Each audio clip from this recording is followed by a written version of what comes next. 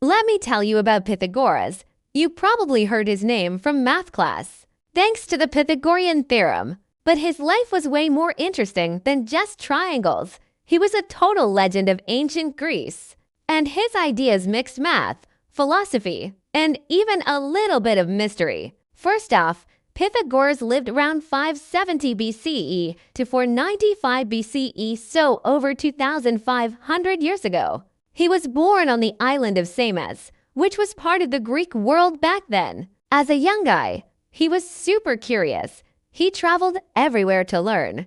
People say he went to Egypt, where he studied math and astronomy with Egyptian priests, and even to Babylon, where he picked up ideas about numbers and religion. That travel totally shaped his thinking. He didn't just stick to one way of learning. But here's the thing, Samos at the time was ruled by a tyrant, unfair ruler named Polycrates. Pythagoras didn't like how things were there, so he left and moved to Croton, a Greek colony in what's now southern Italy. That's where he really made his mark. In Croton, Pythagoras started a group, sort of a school, but way more than that. It was like a secret society mixed with a philosophy club. His followers were called Pythagoreans, and they had strict rules. For example, they couldn't eat beans weird, right? No one's 100% sure why. Some said it was a religious thing.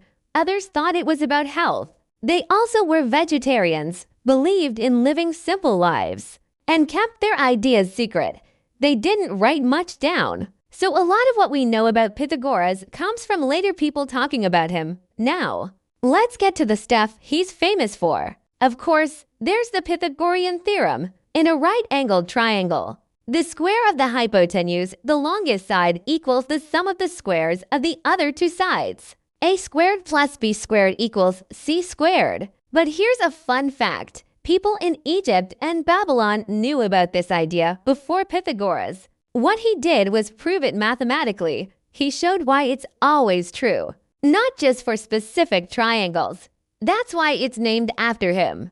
But Pythagoras didn't stop at triangles. He thought numbers were the key to understanding the whole universe. He said all things are numbers, meaning everything, from music to the stars, follows mathematical rules. For example, he noticed that if you pluck a string, the pitch how high or low the sound is depends on the string's length. If you cut a string in half, it makes the sound exactly one octave higher.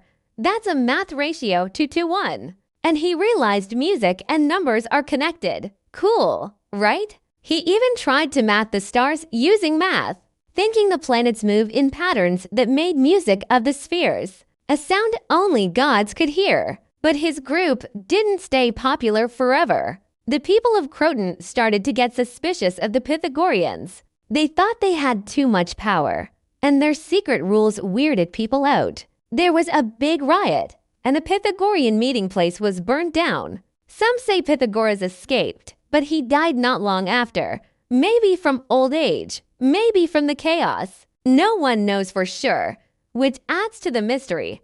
Even though he's been gone for millennia, Pythagoras' ideas stuck around. His theorem is still taught in every math class, and his belief that math explains the universe, that's still a big part of science today. He showed that math isn't just about equations, it's about understanding how the world works.